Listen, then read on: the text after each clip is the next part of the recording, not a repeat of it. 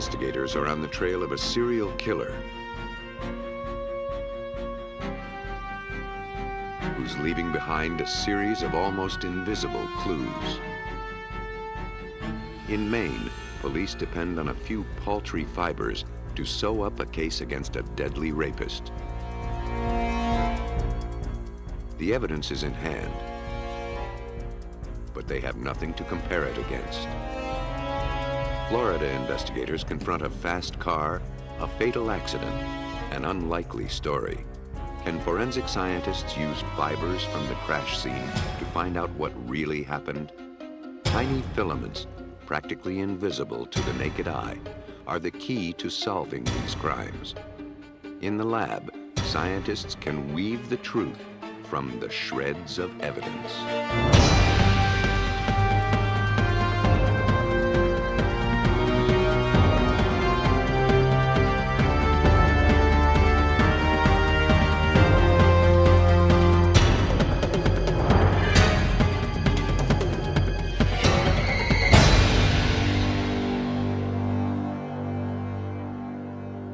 Nobody should die that way. I've never seen anything that horrific. One of the duties of a pathologist is to determine the cause of death. Watch on mobile devices or the big screen. All for free. No subscription required. Download Veely now.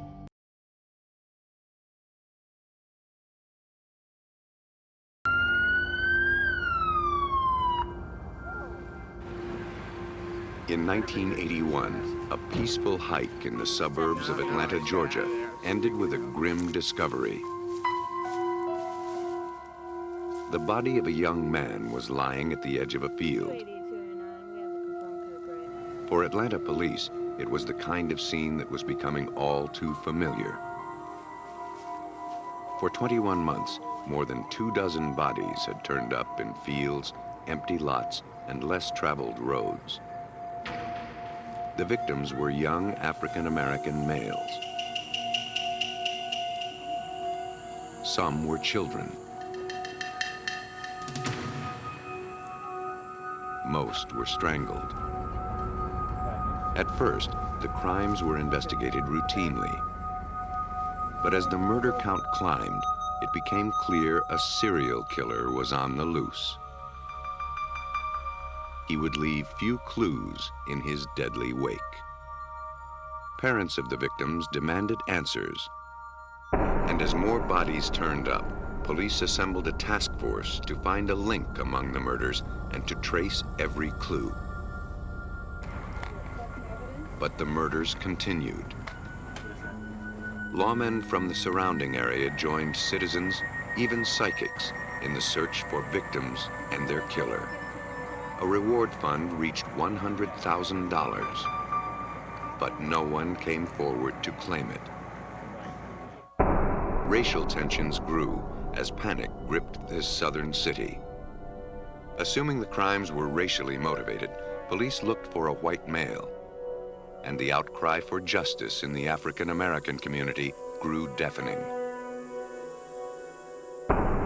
As the death toll climbed past 20, investigators hoped it was only a matter of time before they caught the killer. But time was their enemy, and they had few clues. At the Georgia Bureau of Investigation, microanalyst Larry Peterson set his sights on the almost invisible clues known as trace evidence. I began applying more or less full-time efforts into looking at the cases individually and also comparing them to see if they were related. Peterson was counting on fiber evidence to be the common thread that bound killer and victims. By their nature, fibers are easy to pick up, hard to brush off. They provide a nearly invisible record of every place a person visits. By the same token, every victim was literally covered in hundreds of fibers, most of them meaningless. To find out which strands were important required a concentrated effort. Each fiber collected from one victim had to be visually compared against hundreds pulled from the next. Multiply that by 20 victims, and investigators were examining hundreds of thousands of fibers. the task could easily stretch into months. It's hard to determine automatically what bits of material are important that could be from, let's say, a killer's environment, what bits of material is from the victim's own home, from places that they frequent. Using a stereo microscope that renders the fiber evidence in 3 dimensions, Peterson analyzed fibers culled from the crime scenes and during autopsies. Their length, shape, and texture suggested some were from a household carpet, others were from an automobile. I was still looking for any other kind of evidence that may link different cases together, in addition to the ones I had already found. After scanning hundreds of samples, Peterson singled out fibers with similar characteristics. On most of the bodies, he kept coming across purple acetate fibers, as well as yellow-green fibers that appeared to be from a carpet. As the evidence began to accumulate, he needed more specialized microscopes. To see if they were from the same source, he placed the carpet fibers on a high-magnification comparison microscope. It allowed him to compare the fibers side by side. Their colors and shapes matched. Peterson was encouraged. Perhaps that was the link he needed. He now had proof that all the victims were connected in some way, and that they were probably killed by the same person. If he could figure out where the fibers came from, he could catch the killer. Fortunately, the fiber had an unusual structure. If he could locate its manufacturer, he'd be that much closer to solving the case.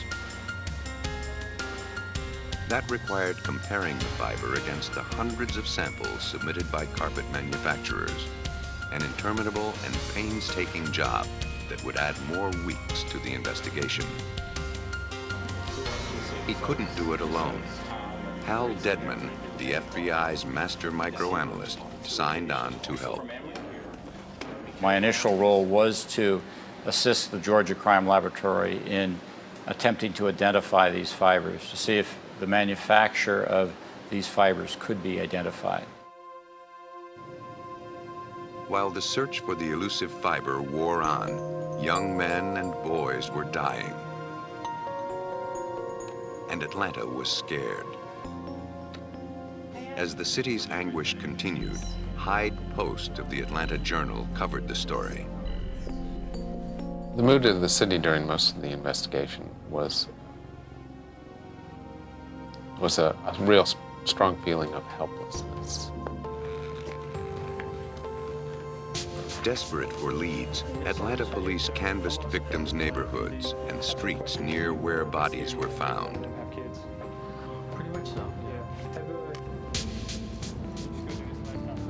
They questioned people door to door, looking for any piece of information that might help them.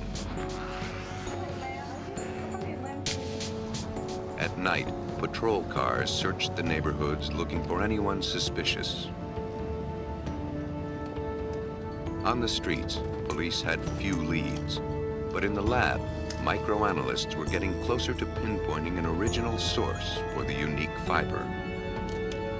The media caught wind that investigators were using trace evidence to tie the Atlanta area murders together. But publishing the news didn't stop the killer. It only made him change his tactics. Suddenly, instead of in the woods or dumped by the roadside, the bodies began to show up in water. The victims found in the rivers were either nude or partially clothed. Was the murderer trying to eliminate fiber evidence from being traced back to him? Lawmen suspected as much. Without alerting the media, and armed with the knowledge that the killer was now disposing of the bodies in water, scores of police recruits staked out Atlanta's bridges. They were fishing for a murderer that had eluded them for 22 months.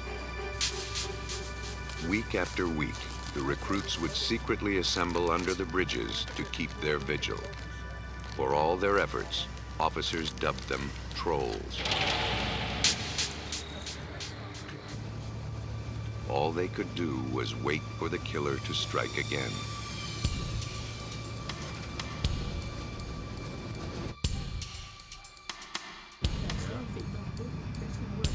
Around 2 a.m. on May 22, 1981, the calm along the Chattahoochee River was broken by a splash in the darkness. The trolls waiting under the James Jackson Parkway Bridge sprang into action to find the cause. But they could not see what made the splash.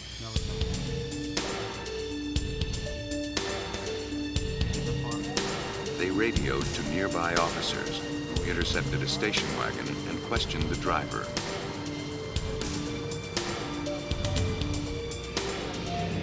His name was Wayne Bertram Williams, a 23-year-old freelance photographer and self-proclaimed music promoter. Williams didn't fit the assumed profile of the killer. In fact, as a young black man, he was more likely to be a victim. Williams told police he was coming home from a nightclub where he went to hear a new act he was considering signing. As a matter of procedure, police searched his car, then took his name and address and sent him on his way.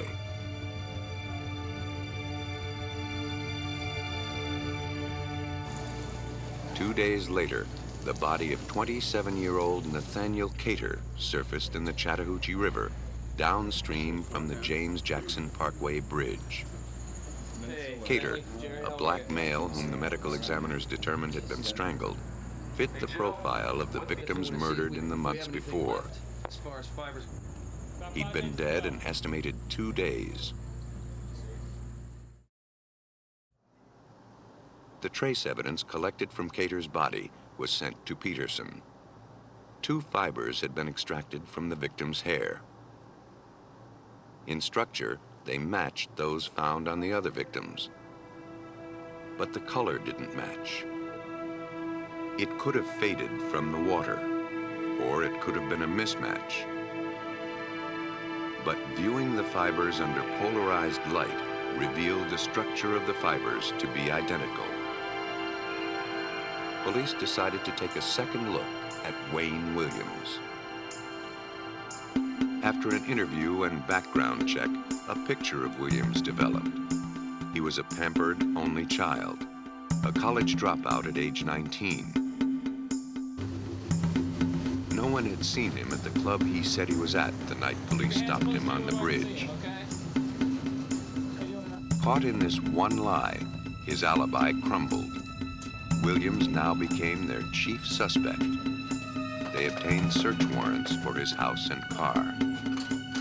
Williams, feeling he had been wrongly accused because of his race, held a news conference to proclaim his innocence. But he didn't allow the press to take pictures. They openly said, "You killed Nathaniel Cater, and you know it, and you're lying to us." They said that. Some members of the African American community also found it hard to believe that Williams could be considered a suspect. I think it was very difficult for the community to believe that an African American might have committed these crimes, that an African American had gone about systematically killing other African Americans. There was no history of black serial killers. Serial killers is a middle-aged white guy thing, or seemed to have been, and this ran counter to that pattern. In the early 1980s, DNA testing wasn't available yet. All that forensic investigators had to go on were these small fibers. The strand seemed to point to Williams' guilt. His house was covered with yellowish-green carpet. Peterson collected as many fiber samples as he could. He also collected dog hairs and fibers from a purplish bedspread and from the trunk liner and glove compartment of Williams' car. Inside these bags of evidence could lie the key to catching the murderer. Peterson was hopeful that fibers from Williams' house would match fibers from the victim's clothing. Took the evidence back immediately to the laboratory that very evening and mounted some of the samples up to see, does this have any potential or not? Let's just kind of see right away. The violet acetate, along with the green carpet fibers from Williams' home, matched the fibers found on nearly all of the victims so far. But as strong as that evidence seemed, it simply wasn't enough. To make their case, investigators faced a staggering challenge: to determine how many other people in Atlanta had the exact same carpet. Based on the fiber evidence, Wayne Williams now looked like a strong suspect in the Atlanta murders. But anyone else in Atlanta with the same taste in yellow-green carpeting would be equally suspect. Police needed more to go on. They needed to find out how much of that particular yellow-green carpet was installed in Atlanta's homes. So they dug much deeper. Microscopic analysis of the fiber structure helped identify their manufacturer. The carpet was made in the early 70s, but that particular shade was produced for just 1 year. A little more than 16,000 yards of the carpet had ever been sold in the Southeast. In Atlanta, the calculated odds that someone owned the same kind of carpet as Williams were less than 1 in 8,000. The evidence was stacking against Williams, but not nearly enough to win a conviction. To narrow the field, investigators compared automobile carpet fibers found on some of the victims to the rug in Williams' car. It was estimated that approximately 1 out of 3,500 cars in the Atlanta, Georgia area might be expected to have a carpet fiber like that found on many of the victims that were linked to Wayne Williams. Put another way, the victims would have had to randomly visit 3,500 cars plus nearly 8,000 homes in order to pick up both fibers. The odds of that happening randomly were 1 in more than 29 million. Add to that the purple acetate fiber from the bedspread, and it became nearly impossible that the victims could have picked up these 3 fibers someplace else. The numbers didn't lie. Williams was arrested. To forensic scientists, the fiber evidence was overwhelming. To a panel of jurors, it might be confusing. We wrote a story at the beginning of the trial that the prosecution's strongest case, strongest evidence, could be contained in a thimble. More than just Williams was on trial. Prosecutors knew that the science that led to his arrest would also be scrutinized. The defense would do everything it could to snarl their credibility. If you do enough searches and you find another environment where there's that same green carpet, what are the odds that there'll be an automobile that had the same floorboard carpeting, or that the family would possess the same blanket and bedspread and throw rugs and clothing items? That's really the key. That combination cannot exist. On February 27, 1982, Wayne Williams was found guilty of killing 2 men. The jury deliberated 11 hours. 10 other murders were definitely linked to him during the trial, and the task force closed the books on 27 murder cases between 1978 and 1981, connecting them to Williams on the same fiber evidence. The Wayne Williams case was the first time a crime was solved solely on the basis of fibers. The amount and variety of fibers found on Williams' victims snared him in a net of evidence. But in a case in Maine, investigators had far less to catch a killer. November 30th, 1990 was a brutal day in northern Maine.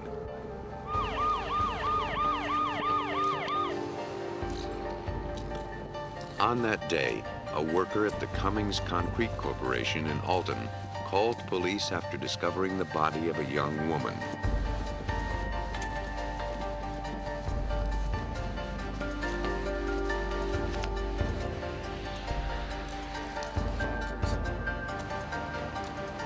victim was face down. She was nude except for the socks on her feet. The rest of her clothes were piled nearby.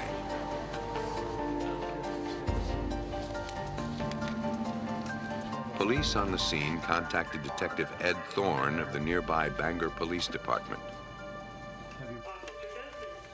They knew he was working on a month-old missing persons case, and the victim fit the description of the missing woman. The State Police Mobile Crime Lab was called in. Investigators were on the trail of a killer. Potentially important clues like tire tracks or footprints had to be quickly gathered before someone accidentally or intentionally destroyed the evidence. Maine State Police crime scene investigator Craig Hanley supervised collection of evidence. According to Hanley, the very act of arriving on a crime scene can compromise the minute evidence. If the crime scene is not properly secured, we end up with contamination or inadvertent contamination, sometimes by the officers themselves. It's very important for us to interview the first responders and to find out exactly where they walked, what they touched, what they moved, and what they removed. And if they've done the job properly, they should have everything noted so they can explain this to us. There's nothing better than for a crime scene investigator to arrive on the scene and find it in a very good condition. The scene's original condition was recorded on film, and notes were jotted down on paper. Soil samples and debris were collected. In a case that might hinge on microscopic evidence, there was no way of knowing what might become important. Investigators had two questions before them. Who was the victim, and who killed her? The body was taken to the medical examiner's office, where an autopsy was performed and a positive ID could be made. Her clothing and physical features matched those of 18-year-old Lisa Garland, the missing woman that Thorne had been searching for. She had been reported missing 1 month earlier. The medical examiner later confirmed her identification through fingerprints. Garland was last seen around 1 a.m. on October 27th, leaving the convenience store where she worked. She lived only a short distance away. Bangor Police Detective Ed Thorne had reason to believe that Garland arrived at her apartment after she left the store. What happened then is an open question. From there, she would have walked or got a ride down to a residence, which is approximately 150 yards from the store. We know she arrived because her pocketbook, her keys to the house, some money, and all her belongings were there.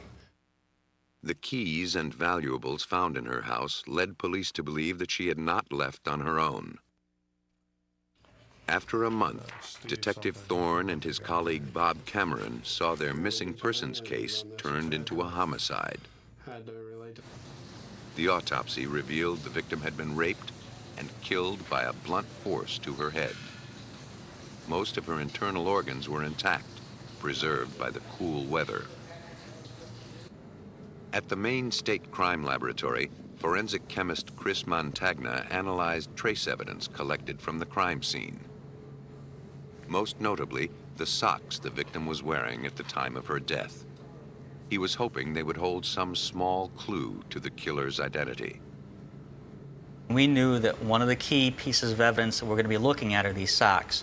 I began to process the socks simply by doing a visual examination, seeing what I could find, if there was any hairs or fibers, grass, anything that might be from the environment of the perpetrator. He found maroon fibers. Experience told him they were from the carpet of an automobile. In terms of clues, it wasn't much.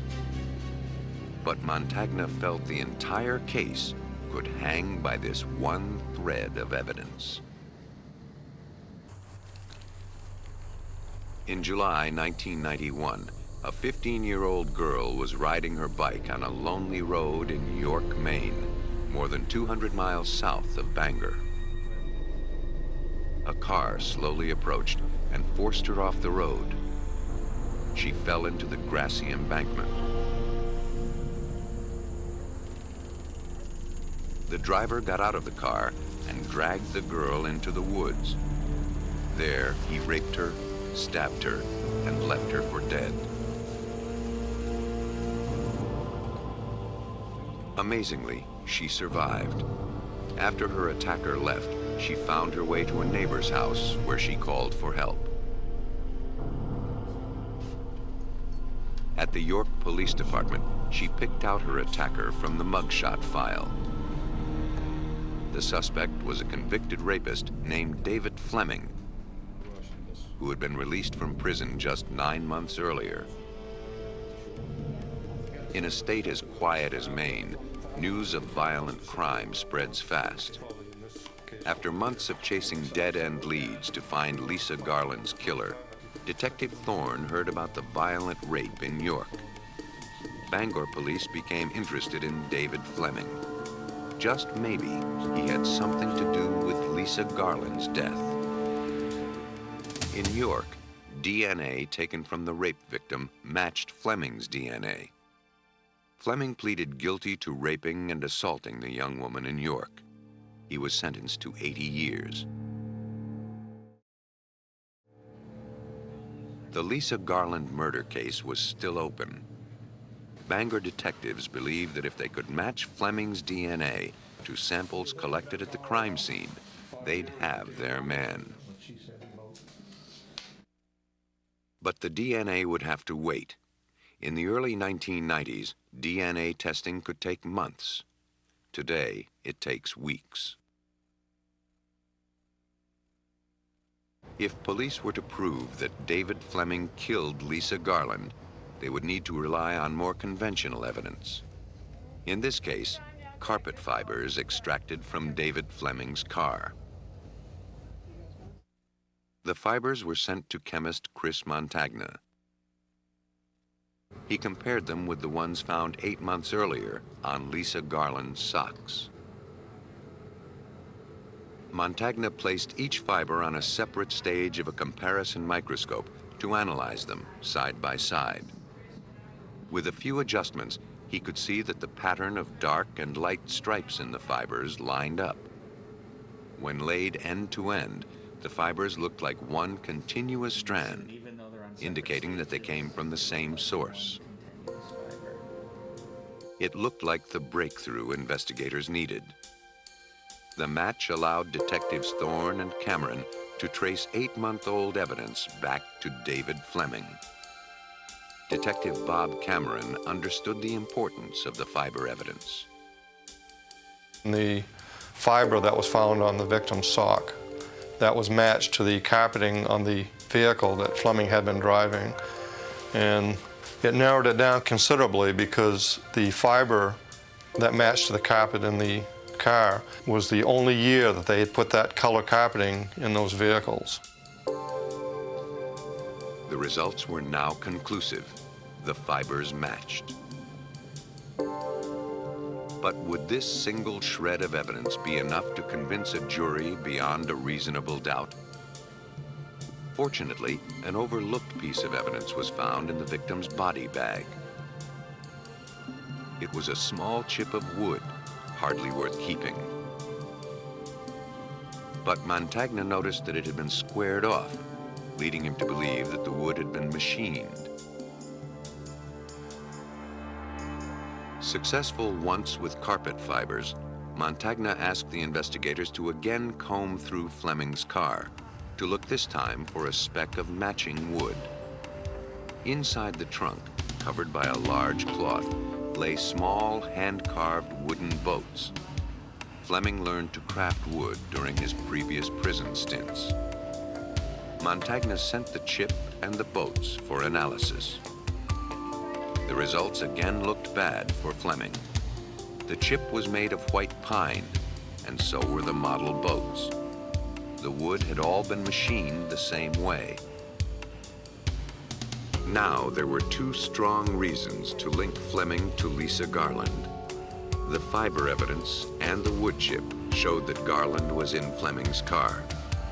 But none of this evidence proved that he raped and murdered her. Establishing that Fleming killed her would be much more difficult. He appeared to have an airtight alibi. Around the same time Lisa Garland disappeared, he was in the hospital with serious injuries. Lisa Garland was last seen alive when she finished her shift at the convenience store in Bangor around 1 a.m. on October 27th. At around 6 a.m. that same day, David Fleming was involved in a car accident that left him hospitalized for 2 weeks. Fiber evidence showed that Garland was in Fleming's car. But to prove he was her killer, detectives had to pinpoint exactly when she could have been there. Fleming would have had 2 chances to abduct Garland. The first was in the 5 hours between the time she disappeared and the time he had his accident. The second was the 2-week period between Fleming's release from the hospital and when Garland's body was found. An examination revealed that she was killed shortly after she was raped, but the cold weather had preserved her body and made it impossible to determine how long she'd been dead. Police knew she could not have been in Fleming's car while he was in the hospital and the car was being repaired. So if they could prove she was dead before Fleming was hospitalized, it would mean that Fleming was her killer. Police needed some way of narrowing the time frame. Bangor police learned that an aerial photo of the crime scene was taken 2 weeks before the victim's body was found. While examining the photos, investigators made a startling discovery. At first, it was blurry and indistinct, but an enlargement brought it into focus.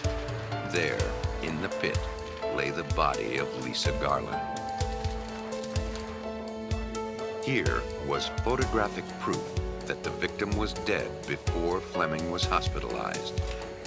That meant she must have been in his car before his accident. The fiber had placed Garland in Fleming's car. The photograph established the time of death. All indications pointed to Fleming as the killer. Detectives Thorne and Cameron felt they now had all the evidence they needed to win a conviction. Then came the clincher. The analysis of the DNA from the crime scene came back from the lab. The DNA test was done at the FBI lab, and the results were that Fleming was definitely a match. At the trial, the events of that night were reconstructed by the prosecution, based on police speculation.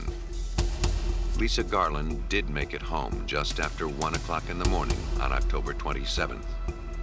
David Fleming had followed her from the store.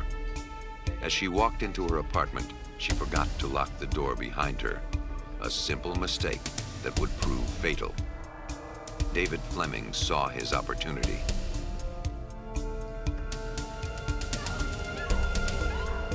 He then went into her apartment. It's not clear where he committed the crime, but fiber evidence proved that Garland's body was in Fleming's Delta 88 before he dumped it by the sand pit in the town of Alton. Fleming then returned home, where his girlfriend remembered him walking in around 3 o'clock in the morning.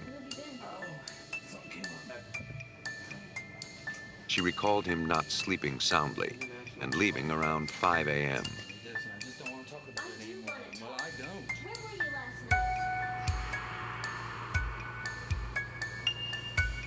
About an hour later, Fleming got into an accident with an 18-wheeler.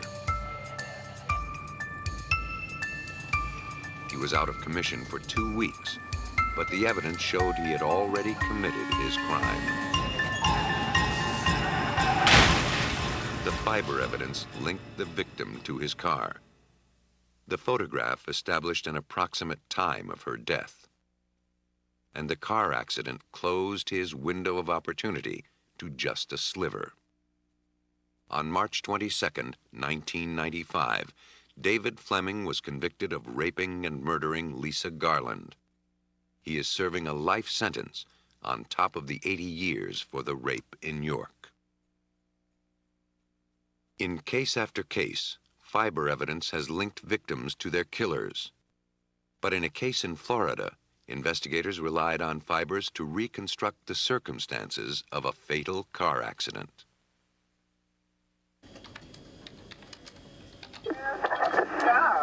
911 was emergency.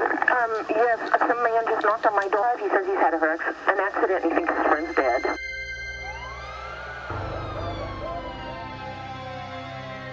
On a road in Tallahassee, Florida in 1994, a mild October evening turned terribly tragic. Strewn among broken beer bottles, snapped tree limbs, and mangled car parts lay the lifeless body of 30-year-old Michael Manella.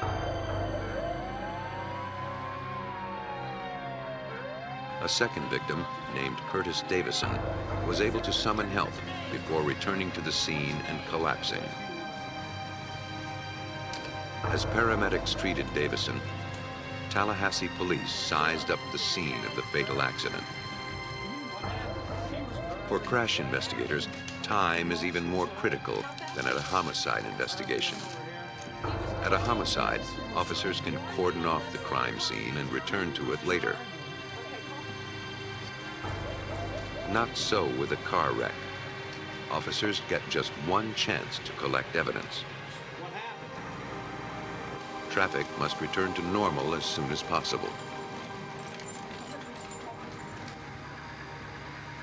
Crash investigators often rely on eyewitness accounts as a first source of information. But no one had seen this late-night crash. No one other than survivor Curtis Davison, and he was in no condition to make a statement.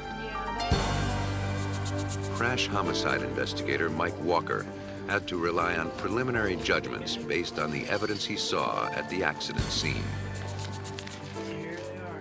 And what really struck me immediately was the passenger side of the vehicle was totally destroyed. The passenger door was nearly torn off the vehicle.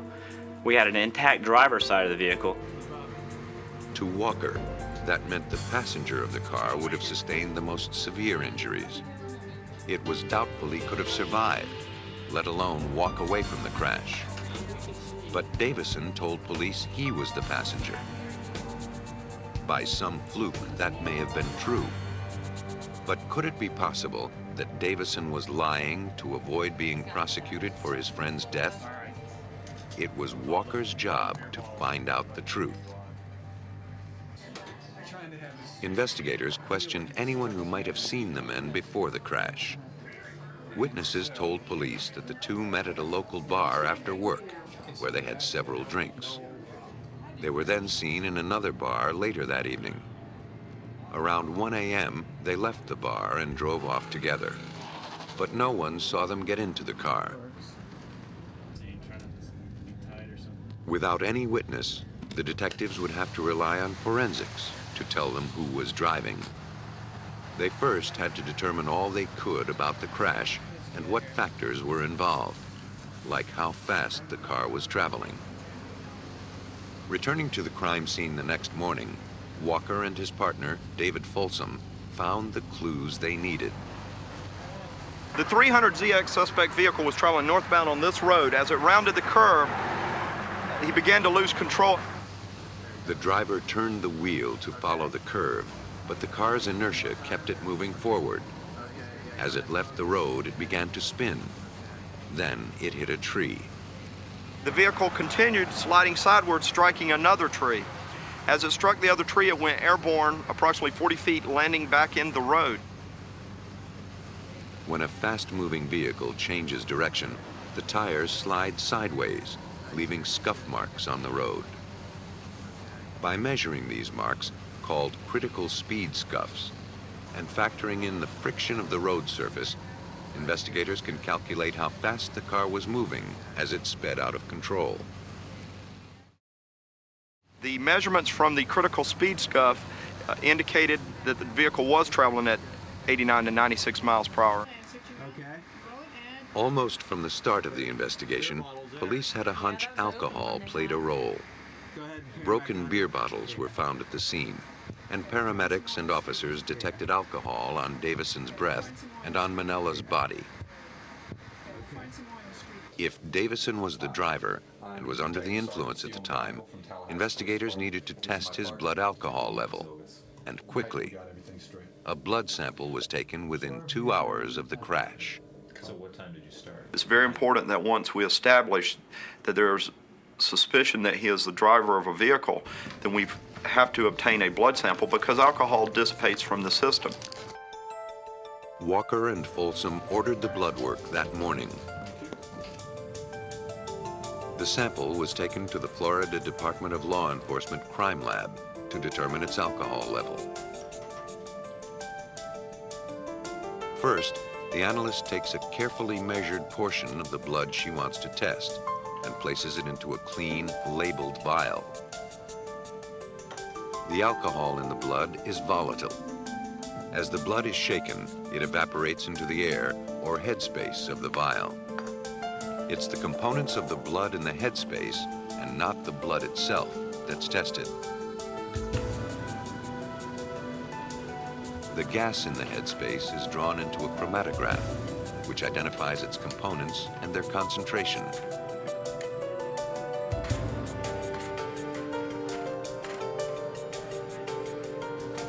The computer looks specifically for alcohol in the blood gases.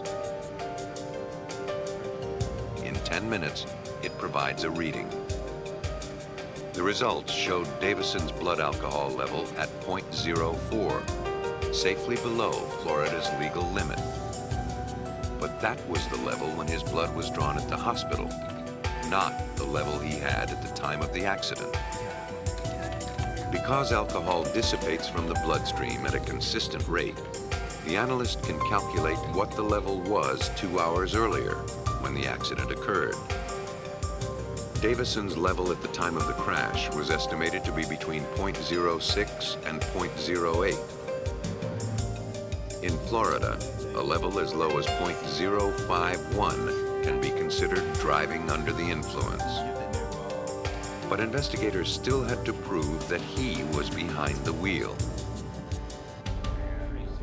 Back at his office, Walker pored over the accident scene photos and compared them to his notes. Parts of Davison's story weren't adding up. First was the car's restraining system. Walker recalled the driver's side airbag had been deployed. Airbags, by design, pin the driver in place.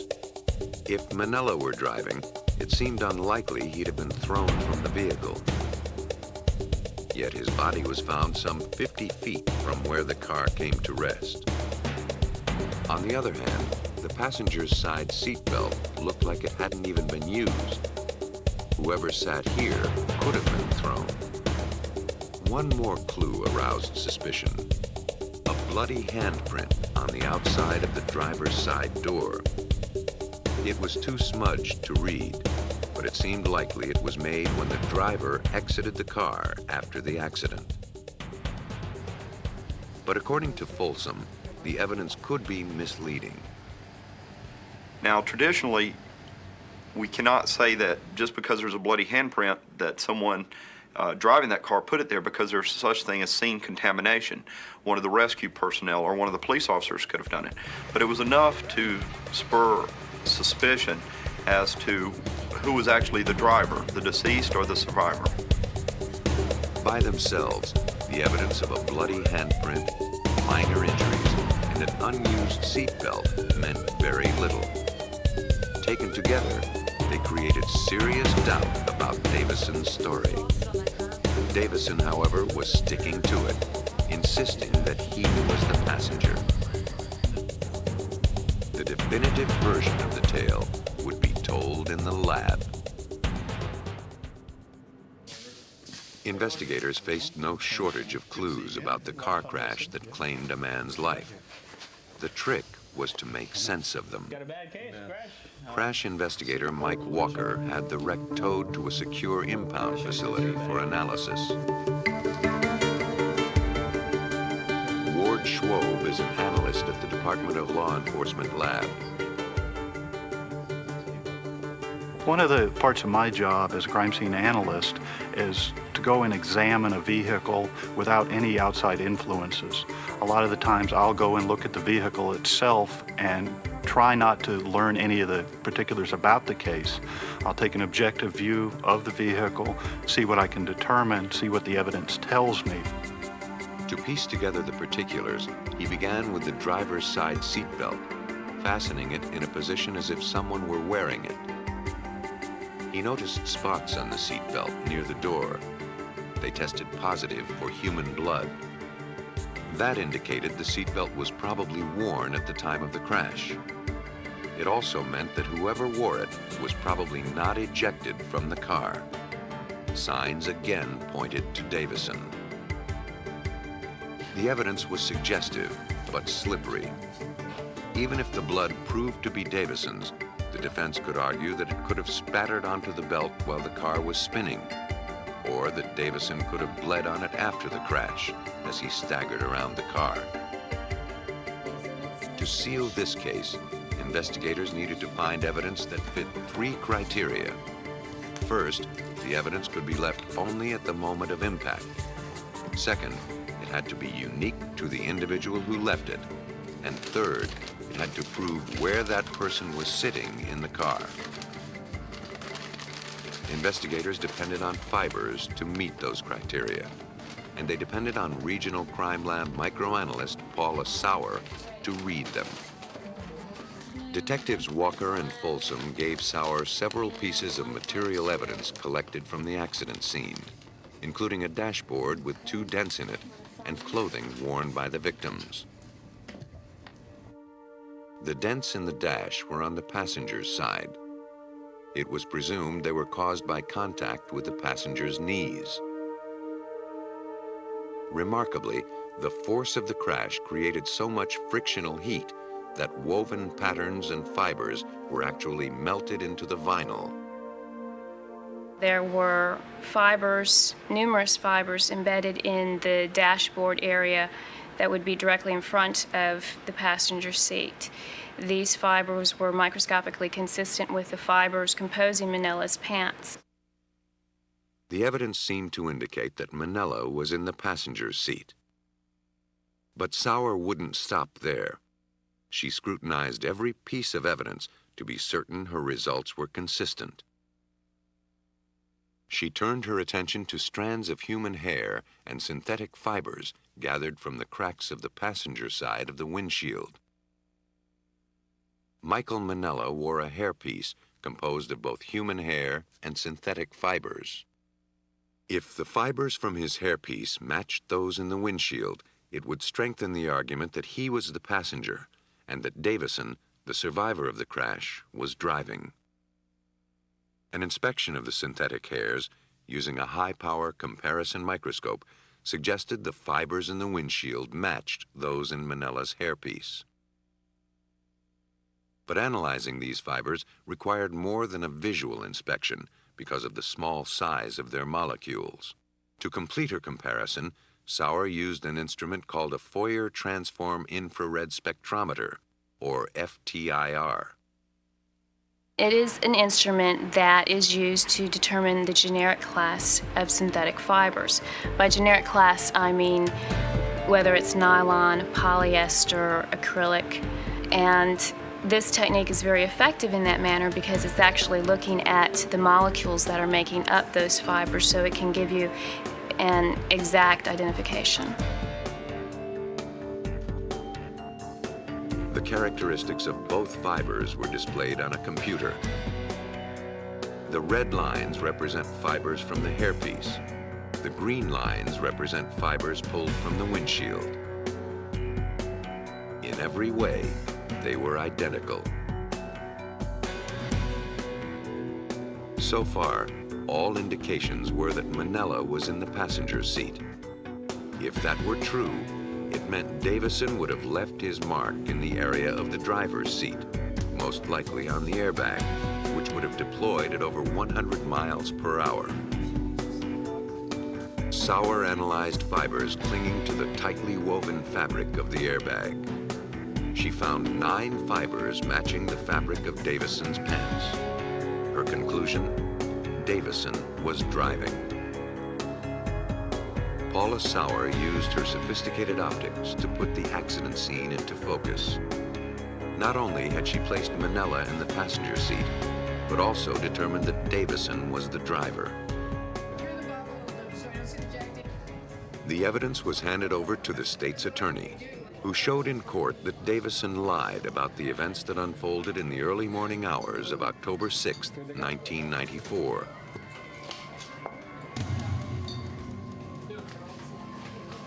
The prosecution's theory was that after a night of drinking, it was Curtis Davison who got behind the wheel of Manella's Nissan 300ZX.